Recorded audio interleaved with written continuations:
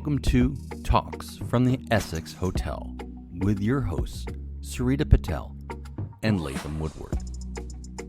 The views expressed on this show are those of our guests and are not necessarily in line with our opinions, but can be.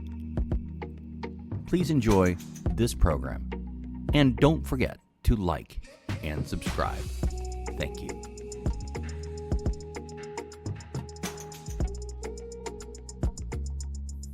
Welcome back to Talks from the Essex Hotel. I'm Latham Woodward here with my co-host Sarita Patel, and we know it's a certain time of year when Sarita has her Le Chameau boots on. Sarita, welcome back to the show. It's nice. Good evening, Latham. It's nice to be back. It is nice to be back, and today's title, why don't you go in with the title, Sarita, let everyone know what we're talking about tonight. Well, today we're going to talk about what happens when the heart leaves the home and corporate takes over. And we all know that corporate doesn't have a heart, and it's not supposed to have a heart. Right. We were talking about this earlier today about how a lot of people, especially in the millionaire, billionaire class, how things have kind of backfired by their adoption of certain ways of doing business. And I think it's mainly because we have been listening to that weird, strange lady who's the corporate placement manager or whatever she's called. And she says some really bizarre things. And what do you call her? A household manager? She's called a lifestyle management consultant. Ooh, big title. Well, she's a weird woman, and she's very strict about her little protection racket for her billionaire class clients, isn't she? Yeah, her millionaire and billionaire clients. Yeah, I've noticed that. Both, because they're two separate categories, just like first class and business class. So don't get them confused, Latham. Oh, no. We're in the suite in the Etihad airport lounge, and then we're on the suite in the plane. We're not in first class. That's for low people. That's for low people. Exactly. But, you know, the way she talks about, and disassociating the humanness of a relationship, especially with people in a household. To me, it's really hard. I know we've talked about this before, but it's getting to be so prevalent in things like YouTube and things like you're hearing about household help and all these things that most people can't even relate to. In fact, they're very difficult to relate to. Yeah, I would agree. I would say that maybe people could relate to it as a fantasy when it was on television, when you watched programs like Dynasty or Downton Abbey. Right. Right? So that was entertainment. But now this is literally reality. Yeah, but just the way she talks about her employees, it's just bizarre, you know? Well, I did meet a lot of these people. Yeah. 8 years ago. And it was a big field that was emerging. Because we knew there were more millionaires and billionaires being created from the tech world. And, when I met her, she was a concerned person for the way she was being treated in an existing job that she had taken as an estate manager. And this happens to a lot of people, and that's primarily why I think she reached out to me, just wondering if some of the things that were happening within a household were normal. And that's when I started to really see what is going on in these homes.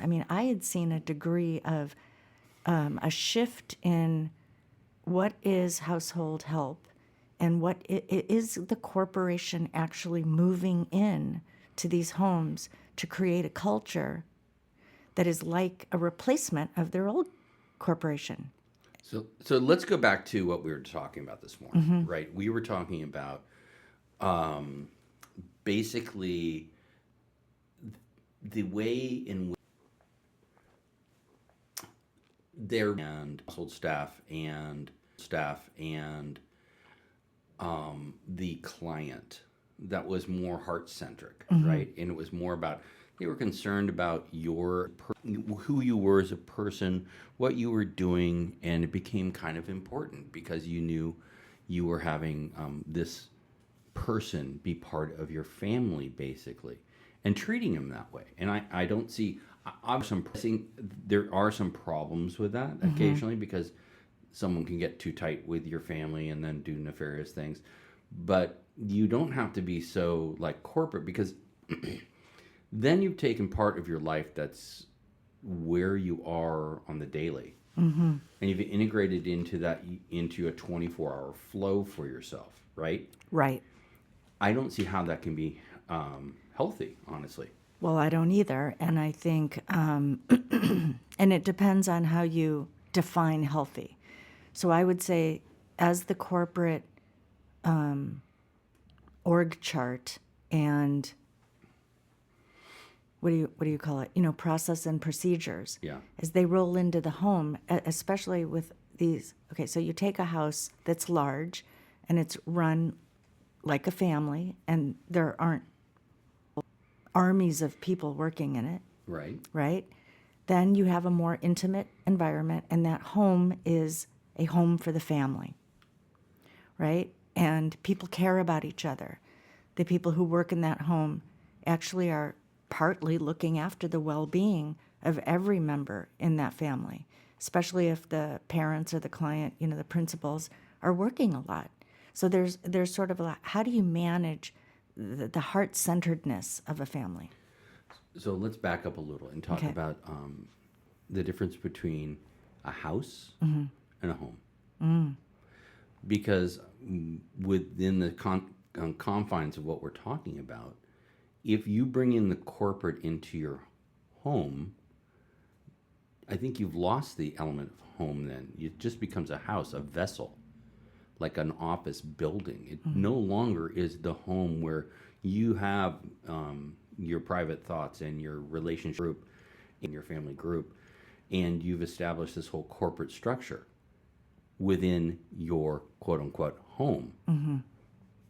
That's, like I said before, it's bringing in 24-hour home life It is. to your home life. It is. That is not a good thing. No, and I don't know how this kind of rolled out this way. It's No. not a home thing.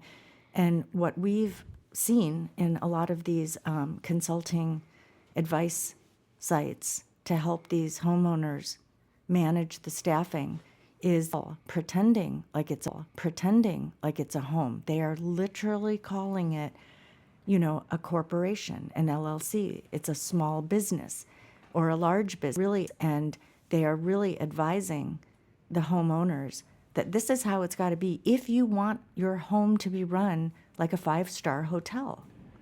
But no one likes living in a hotel all the time, right? No one does. I mean, that's absolute insanity. I can't imagine. I mean, everyone I consulted with in Silicon Valley said that they wanted their home to feel like a home. And yeah, they go stay in hotels, but not for months at a time. They always want to come home. They want a place to unwind. They want a place to be themselves. They want a place for their family. And what this woman, we're going to use her initials, KD, I believe, right?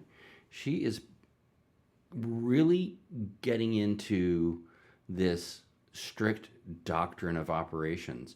And I know if we had her here in a seat right now, she'd be like, well, you need to do this because this could backlash on you. You could have lawsuits, blah, blah, blah. Well, true. Maybe true, right?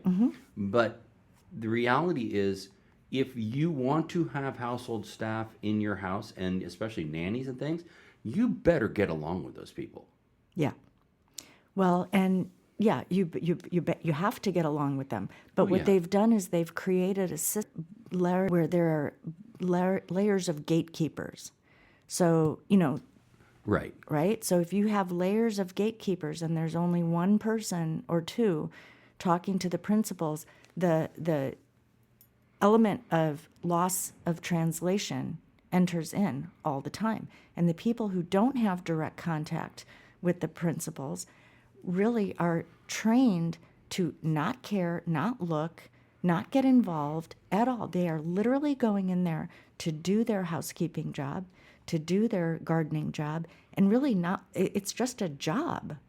So we Yeah. do have many hotels that are operating that way. Like if you go into a 5-star hotel, we talked about this, the hotel in San Francisco, it's run by a corporation now. The former 5-star hotel that we knew and loved, but now it's gone corporate, and it's a different animal. It's not 5-star.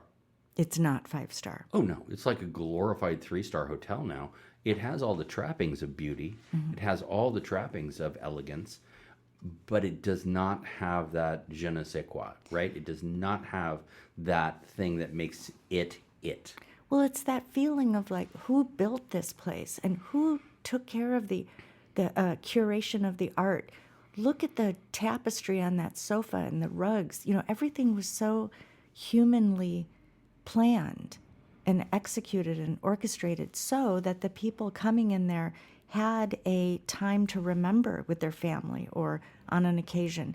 Now everything seems to be around status, wealth, success, security, you know, and it's very dry. So like even when we go back to the home, you know, if you're going to be more worried about the security of your home, Yeah. then you will have patrol guards, security staff, people with passcodes who can come here and not there. But there again, you start absorbing a very disconnected mentality. And I just think it's creating more disconnection between these people who have done very well all over the world and the people who take care of them. Like, there doesn't have to be that. We've lived through thousands and thousands of years where it does take an army to care for a benevolent leader.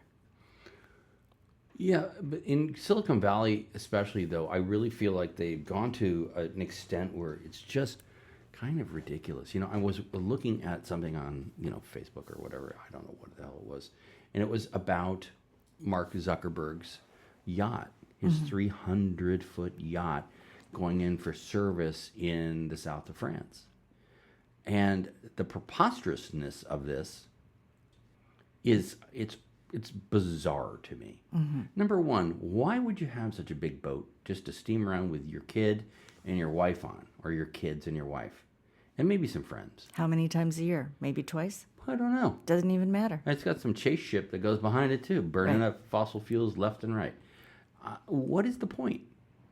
I mean, get one boat and share it with a bunch of people, but it's just such a, you know, penis measuring thing Well, with these again, guys. It's ridiculous. Yeah, it's this, again, it's a lifestyle. So that revolves around reaching a certain status based on a certain number, and then you're a success, and then you need security. So when you need all those things, but you're aspiring for status, and that's it, then you have to build a bigger boat because you have to display what your current status is. So it's a guess. never-ending keeping up with the Joneses. But it is out of control. It's out of control at this point. And I think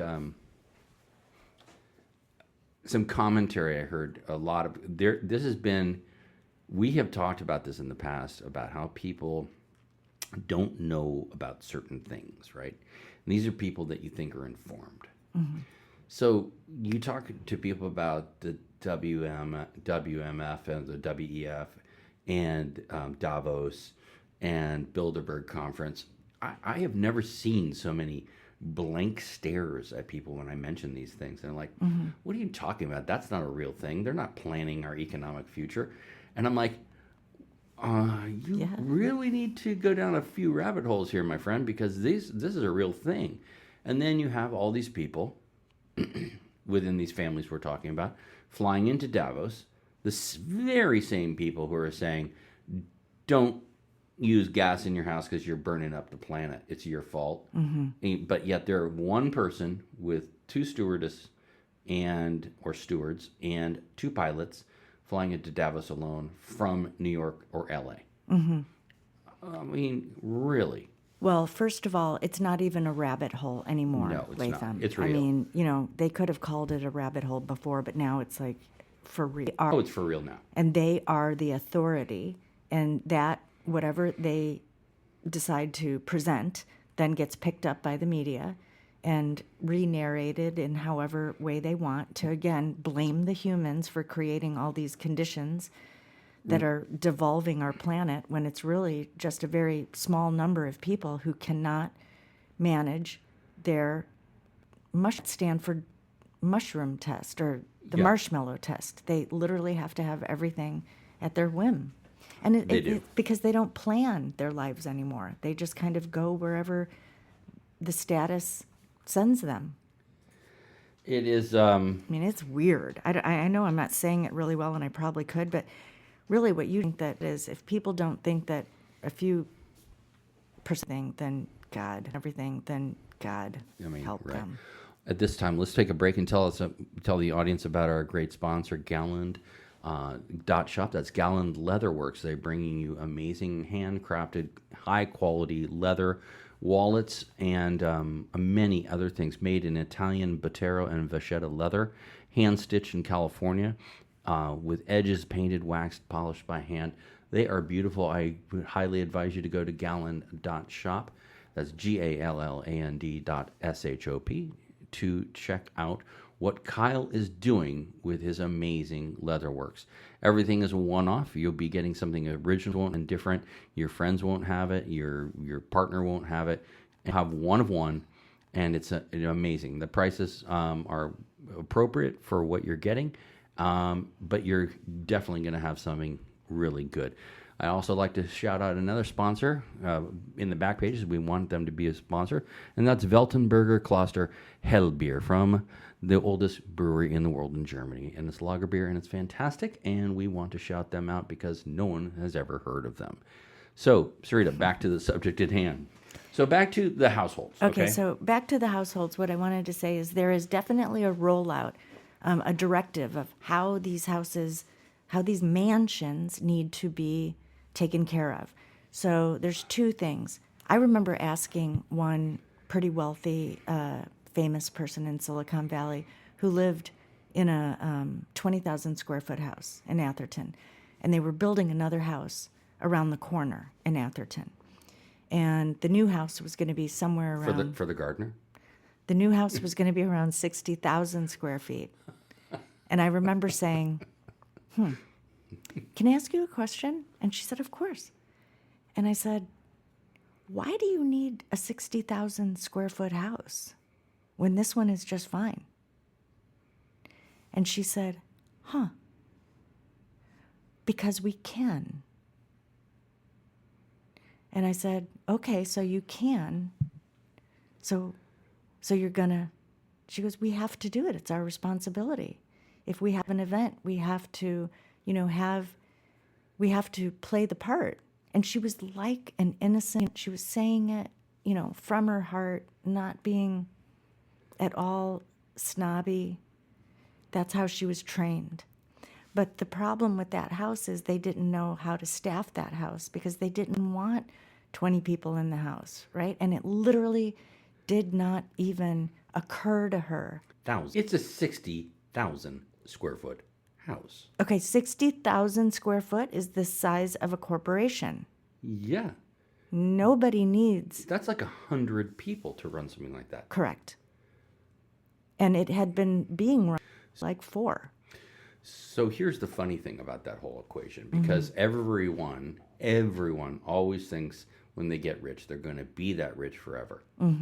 I think you'd be amazed about how statistics about how many people maintain their status wealth-wise. It probably would blow your mind. Well, that is a really good point, because if you look at the trend which is happening, which is everybody's keeping up with the Joneses in their own world, right? So these people will probably never run out of money. I mean, they could, but probably not. Probably not. But if you're sending that message to everybody else, and, we've talked about people I know in Texas who are buying second and third houses and boats, and, Sure. They're wealthy, but we both know that the fastest way to run out of money is to buy a jet and a boat and a second and third house. Like, you start going that direction. Oh, you're doomed. You're doomed, because people, we've talked about this. People have no idea what the maintenance and the upkeep costs are for these things. They never end. No, and this is no slight against rich people. If they want to make money, fantastic. I love it. But the reality is we've used the boat modeling before. We've used the aircraft modeling.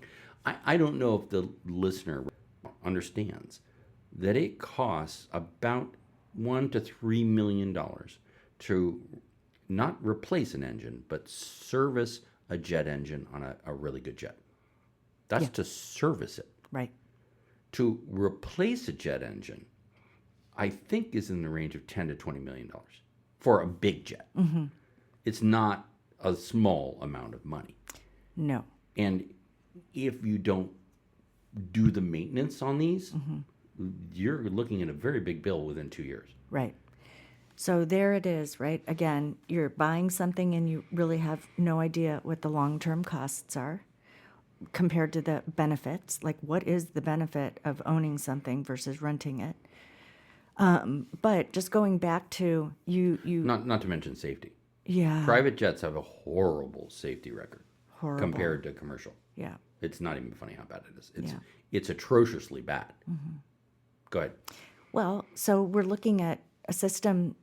We know now McMansions are a thing, and I talk about McMansions all the time. I've been watching this all over the country. You're talking about McMansions. You were not in McMansions when you were in staffing, when you were doing your thing. You were in true mansions, I was in true mansions. big ass. Yeah, now they're multi-building. building McMansions. Yeah, Everything has to be supersized, and copycats. it's actually not even nice quality construction. No, it's not. It's very ticky tacky in a lot of respects. It looks great.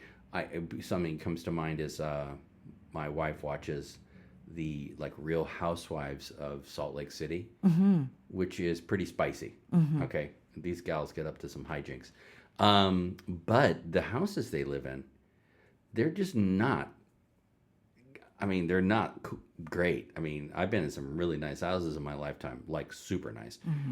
These are just wannabe shells of a nice house. Yeah, that's why I call them McMansions. They are, and they're in Atherton. They're in Palo Alto, right next to a beautiful home. They bang them up quick. Yeah. So there's that. But just going back to the staff element, what we see growing is people are recognizing that they need an army of people. So now the structures are being put in like a corporation. And, when we started talking about this, it was only because my phone was ringing off the hook in a way at various points where people were completely burnt out. They were working 20 to 24 hours a day. And when you divide whatever salary that you're making that might sound really big by 20 hours a week, you might be making, you might be better off working at McDonald's in terms of salary. But again, these people think that working for an ultra high net worth person who may be a philanthropist, who may have sold their company, they automatically think that these people know how to manage the home. And they don't. So now there are these layers of gatekeepers being put in to manage the staff. So there's this further division in equity, between the principals and the workers. And that's what we're looking at right now in the world when you talk about people going down a rabbit hole. Right? You don't have to go down the rabbit hole. Who's clogging up the roads right now? People going to work in these McMansions. Let's go back to taking the heart out of the home, right? Because for me, that's a big issue. For you, it's a big issue. I mean, my God, Madmana is based on a heart-centered ethos, right? And the mantra. So, is it a good thing to take the heart of the home? No. Is it a good thing to have these household managers dictating corporate doctrine in your personal life? I need your answer on that because I don't know. We used to have a maid when I was a kid, but not since then. Yeah, well, and again, we can just share our opinion, but it depends on the person who's living in that home. Right. But for me, as I listen to these podcasts, there's also one thing that's coming out very clearly, and they are telling the folks who are buying these big mansions who need to get staffed up that the quality of your family relationship will change. And that you need to get used to that because of the size of the home. The kids might be over there, the parents might be way over here on this wing, and that these are normal things. So when you take that heart out of the home to replace it with efficiency and budget alignments and things like that all do matter. Budgets matter. Money is not something to be just willy-nilly spent. But when you have these luxury lifestyle consultants advising the client that, it's normal for you not to be in close proximity to your kids anymore.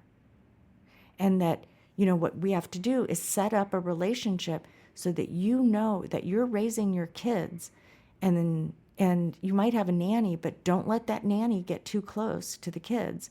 There's all these, again, safety guards. And what that's doing is it's ripping the ability for these children to even see what it's like to grow up in a home. Yeah, I see. Yeah, I mean, I get it. I mean, it's just...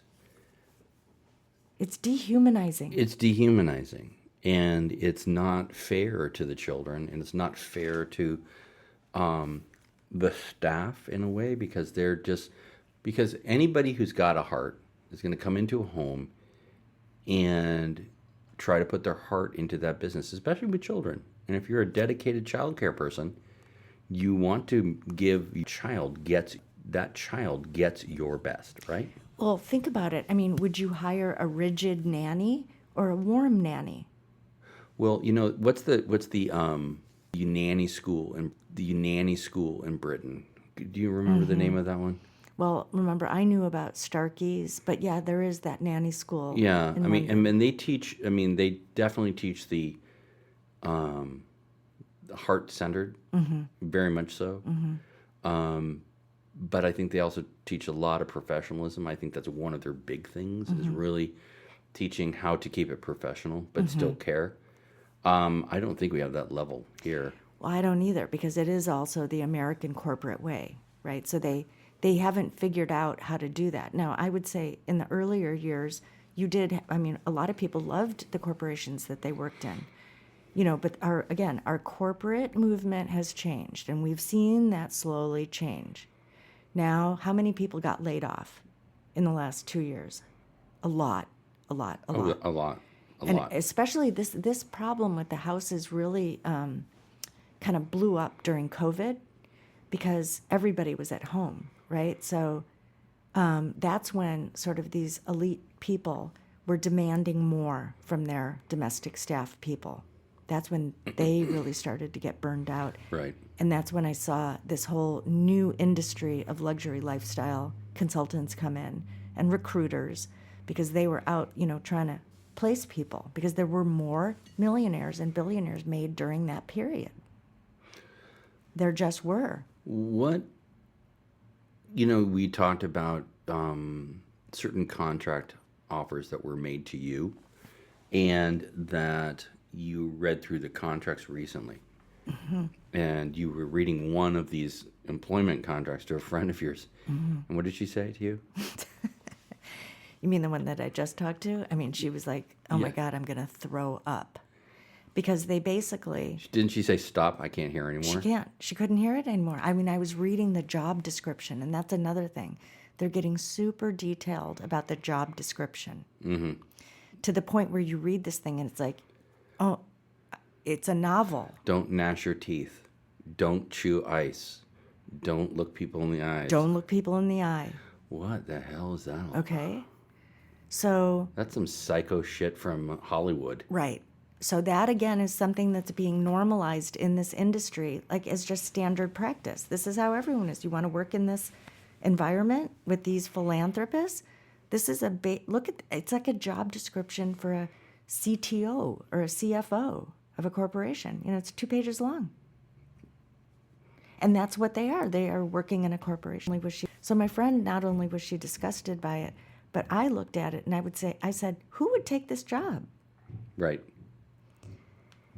And I have had people where I've said, I'll consult with you for a couple of months and have you build a team and get the right people that you need.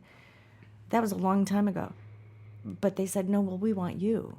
And I was like, I'm raising my family now. I can't. I have to learn how to be burnt out, and just kind of slow it down for a while. And I'm older.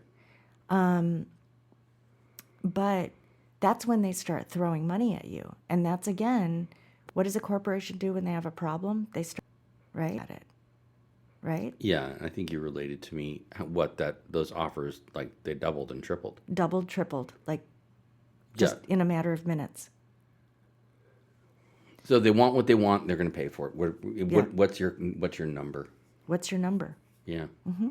But If you're the right person. But they're still going to be putting those constraints on you about what you can and cannot do. Nothing's going to change. Nothing's going to change. So that's But why. they're going to lord it over you. That they're paying you even more now for that service. Right. So that again has to do with a kind of a heart-centered relationship. And a heart-centered relationship does not mean that you have to be addressed to humans, and that it can be humans, and that it can be humans, and that it can be humans, and that it can be humans, and that it can be humans, and that it can be done. Yeah. And that's why I started the company 10 years ago, because I saw this kind of wrecking ball coming. I was talking to you earlier today on a phone conversation about one of your former employers whose wife you had gotten chummy with, and you were friends, I think, at one point. And the corporatization occurred, and you were forced out, right? And it's just like that. But I think her, without naming names, is someone major, very huge in Silicon Valley. You were telling her truth. I was telling her truth. She was grateful for it.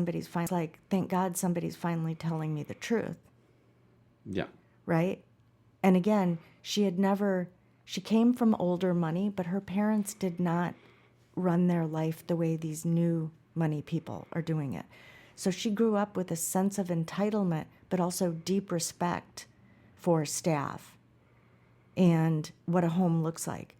But her, she was being influenced by others who were like, nope, no.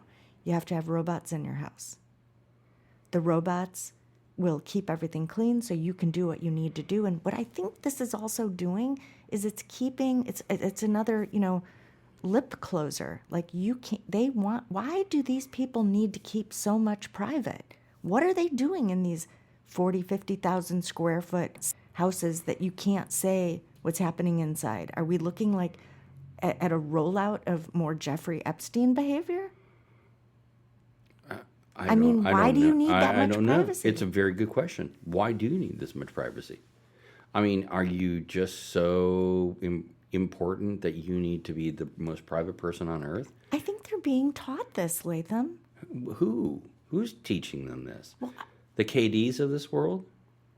Well, they've been placed with a narrative to teach this because it will be better risk management. And when these wealthy folks hear about risk mitigation, of course they're concerned about that because they do have a lot to lose by somebody making a dumb mistake. But again, this goes back to, the gag order. What is going on? I mean, these are pretty high-profile people who are already public figures. Well, I think there was something that came out a couple of years ago in Silicon Valley, at least about drug-fueled parties, like really crazy, out of control, like any drug-fueled parties with like anything you wanted. And it was, medical people testing it and, just NDAs up the wazoo for these people, right? I don't know. I don't know. I mean, we could talk about this forever. And again, it doesn't matter in the long run because this has zero effect on us personally. Right. I mean, because you're personally bad trade, you could feel personally bad about it because other people are being victimized about it, but it has nothing to do with your life now. Nothing to do with my life except that when I saw things that were unnecessarily cruel to a staffer, I was able to say something about that and not be penalized. Well, you had a boss who at that time was very good about that, and recognized his own fallibilities. Well, right. And then he got married, and then everything changed. And that's all we're going to say about that, because everything changed. No names ever. But well, it's just a good, template because that's not unique. That is happening in a lot of places. So whenever a new sheriff comes into Mayberry, the rules change. When there's a new CEO at a company or, everything changes. And so we're seeing a lot of that, a lot of rapid change. And with rapid, headmaster change, everything changes. I had a conversation about this very issue the other day. I was doing a coffee audit for my friend Bill, who's in London, and I was checking out a big giant warehouse with miles and miles and miles and miles of coffee bags. And these people were getting a $30 or $40 million loan against stock they had. So, they sent in an auditor. Well, Bill was in London. I was talking, go do it. So I was talking to the woman about my career in coffee because I did a lot of construction of coffee shops. Many of them the listening audience has been to. And my experience within that corporate structure was every time someone left, and a new CEO or a new head designer came in, they'd shit can everything. Everything. The design ethos, what the stores looked like, what the footfall was like, what the materials were like, everything. And they would go in and just redo it in their kind of their own image, right? Always a failure. Always a failure. Because what they were doing was an ego-driven thing rather than for the company. And they always came in with the same line. Oh, we need to update our image. We just need to update this because it's so ancient and awful. Well, there's something to be said in corporate culture for an identity, a brand identity. And sticking with a brand identity is a good thing. New Coke was shit. Coke is good. Speaking of Coca-Cola here, by the way. And it's all these people who come in and try to do these changes, they end up fucking things up. Well, they don't know that, though, right? Because, again, it's going back to what you said about the ego and the status. Yes. If they don't put their stamp on it, it's not theirs. And so even if it's a bad idea, and we've seen a lot of this happen with, like, Starbucks and the beer Anheuser-Busch and a lot of just epic failures. Epic failures. That have cost Epic failures. money to the corporation. But those are culture shifts because there's a culture shift happening. Like it's a forced shift. And, yeah, of course. And if it's too individual, like these new people coming in to try to put their stamp on it and there's no cohesiveness, then we're going to have more of what's happening. And it like, why fix something that's not broke? This goes back to our episode Narcissist Next Door from season 1. Why is everything about narcissism? And currently, it really is. It really is. Everybody doing things that are really bad right now are basically hinging off of narcissistic personalities. Yeah, and just going back to the home, if you've got narcissistic personality coming in and creating process and procedure and structure, then you are basically, almost jailing the house members. And I think some of these house members, like, for example, if you do build a big house and you're getting into construction for the first time and you're working with a designer for the first time, you've been successful in your company and now you are, purchasing the fruits of your labor in a way. And if you're getting directed by that team where you don't have very much knowledge Or input. then you're kind of on that train. You're living in someone else's world at that point. Yeah. So I actually think there's a lot of people in these that don't even know that they're being taken advantage of.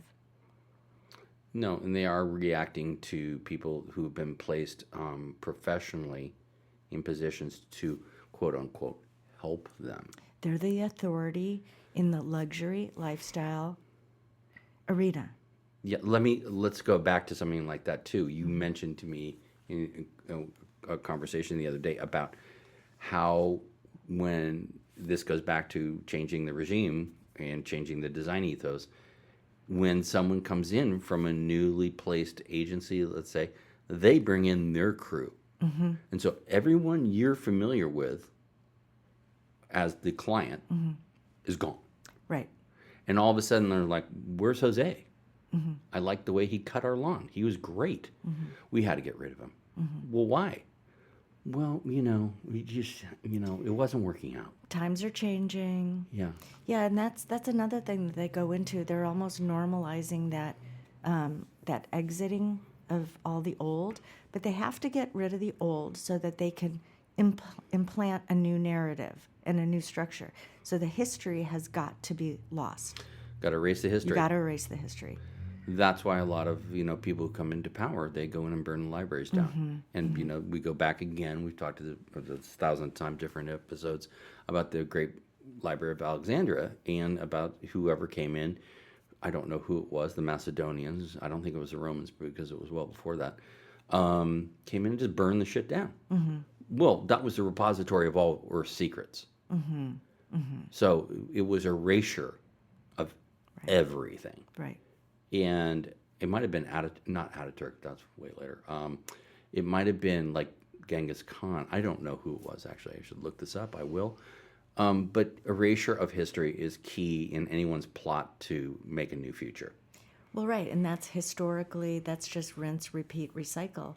And you know that atlas that I have that I told you about that I've been reading for like the last couple of years? Sure. So it goes throughout history, and in fine detail, it documents all of the erasures, because there were some people who wanted to document that. It's like they're proud of it. It's not for public display, but it's for the few who understand how that was done in terms of empire.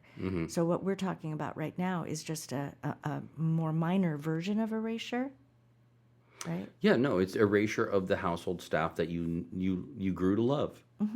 And then you've got the new regime comes in, fires everyone because they bring in their own people, getting their palms greased by that person. And then you as the client, you have to start again.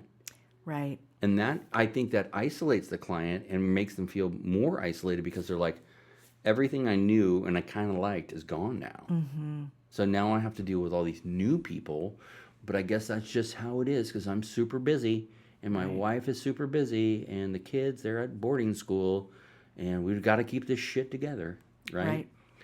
But I don't know if there's any solution to this. I don't know if, are we just talking in the wind here? Because everyone...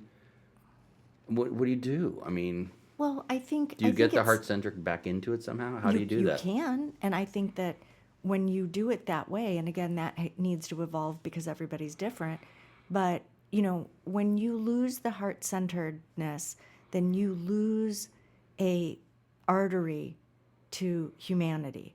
So there are going to be a lot of people who really don't give a shit about the regular humans. They just don't. They don't. Okay? And that's not a judgment. That's not a call to action to try to correct somebody's behavior. That just exists. In my world, they live over there, right? I watch. But then there are many people who say from the windfall from this technology arena, and they want to have the nice things of life. What's wrong with that? And so they might have, say, a 6,000 square foot house. But if these luxury consultants and designers and architects and all these consultants I've worked with in the past 8 years are like literally sending flyers out, you need this, are you having trouble with this? And people are literally going, oh my God, I don't have any time to do anything. I need these things. So you're almost getting there, right? But I think these are the people who are going to have to fight for their right to have a family and to have a close-knit relationship.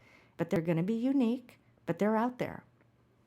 I know it. So, it's just having an awareness that this is existing, but also affecting the quality of our lives in a way, because if you can't get down the street anymore because it takes up all the parking spots for the staff, then that does affect people. They have no parking. So houses, right? Your staff houses, right? And you put them all... in an underground garage so you don't have to see their cars. Right. Then you are taking away from the housing that exists for people who live here. So this is like a cat-mouse thing. You could talk about it forever, but it is definitely impacting a lot of the elements of, affordable housing. We have an affordable housing problem because there are less houses. We have an affordable housing crisis right now because of private equity. Yes, we do. So we have groups around the country who are just buying every home and just renting them out, and for very high prices. Right. and it's an issue that I cannot possibly solve.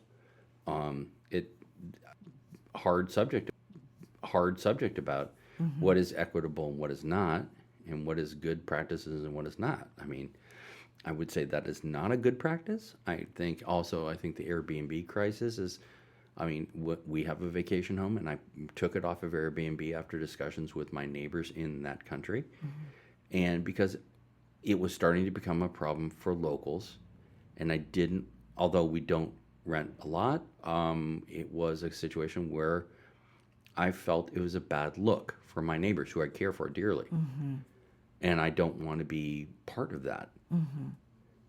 Yeah, and I think what you just said is, about a solution, it's pausing to re-examine our beliefs, right? And that's not hard. I mean, there's a lot of things that I grew up thinking, and then I was like, well, how did I learn that? Why do I believe that? And so with all these subjects that we're talking about right now, we cannot deny that everyone is participating in a lot of why things are exploding to an extreme. Yeah. It is very extreme. There's a lot of extremes right now. They're hard to get your head around.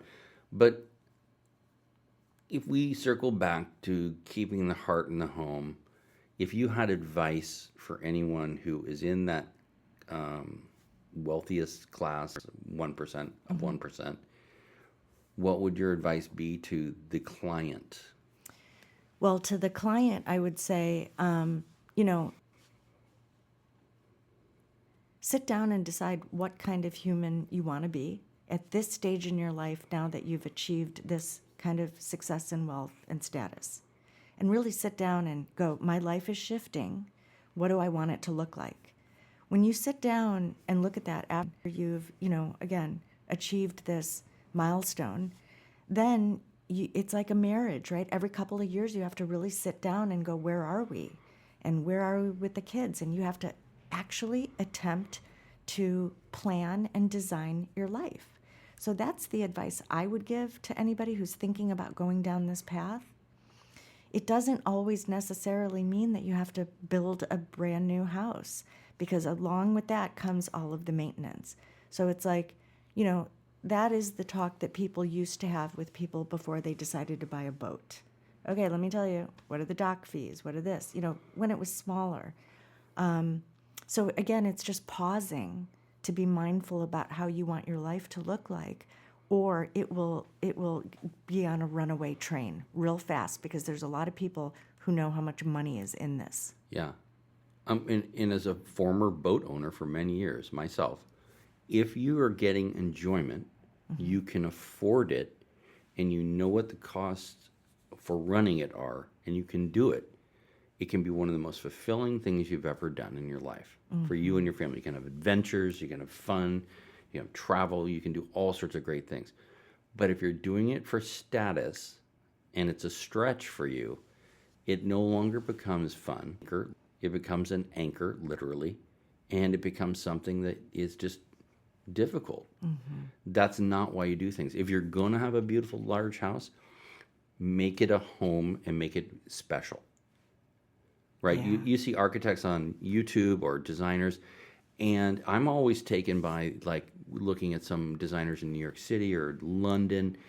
They don't have these great, some of them do, but really good designers have amazingly quaint homes, but they're nice.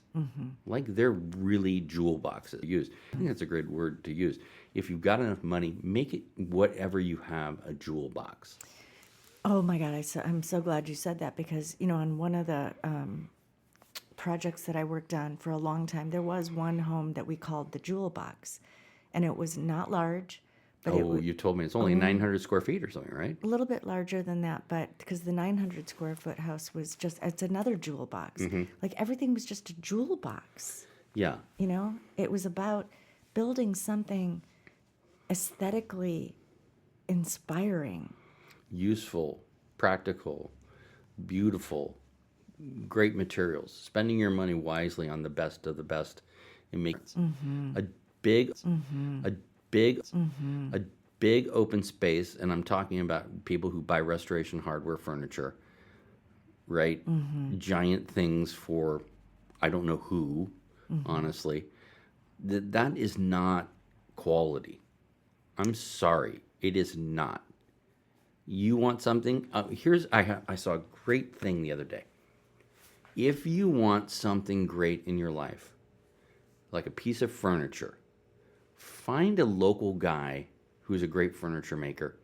You're going to less the same or less than you would if you go to one of these so-called high-end furniture boutiques, and you will. And you can get something that is a heritage piece that you will give to your children. They'll give it to your grandchildren, and it will remain in your family forever. Yeah.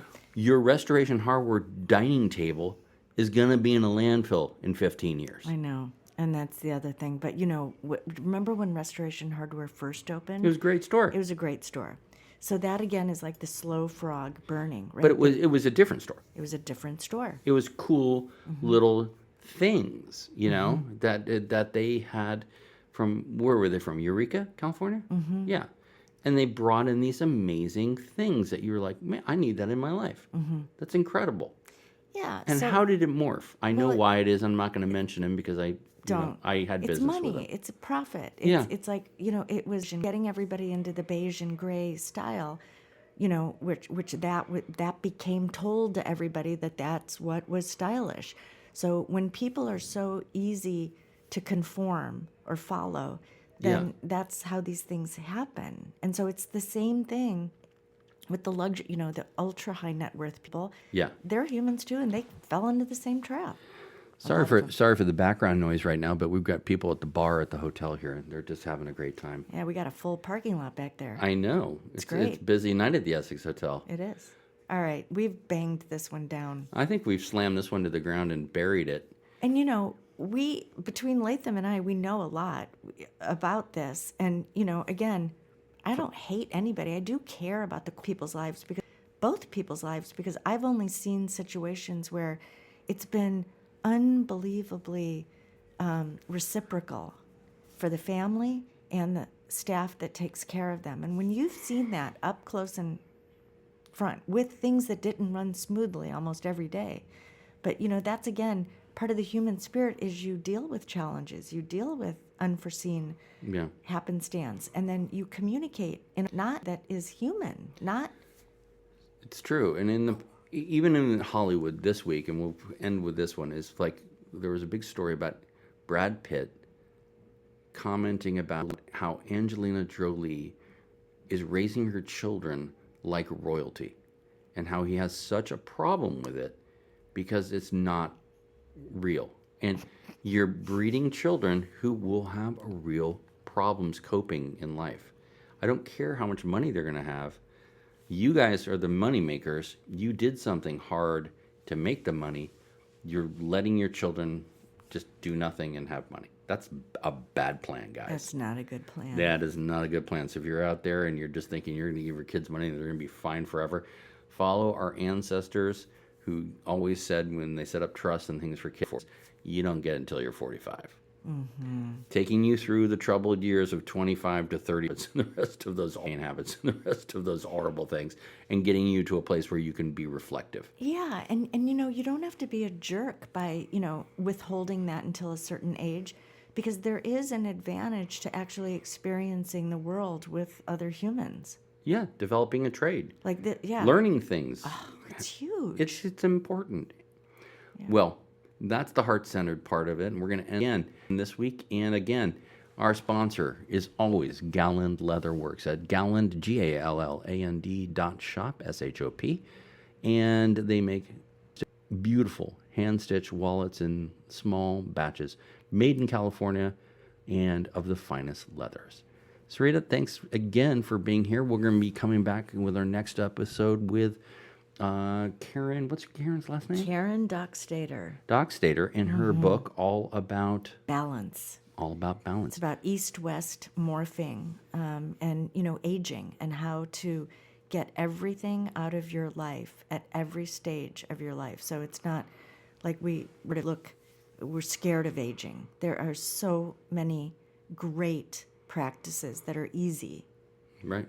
And you like that's another thing. You could start that with your kids when they're early, so Amazing. they're not afraid of death. No, and start, your own blue zone, making it a place where you can age in peace for a long, long time. With that positive note, we'll see you next time here on Talks from the Essex Hotel. I'm Latham Woodward, your host, with Sarita Patel. Sorry, Sarita. We'll see you next time. Thanks, Latham. Thank Have you. a good night. You too.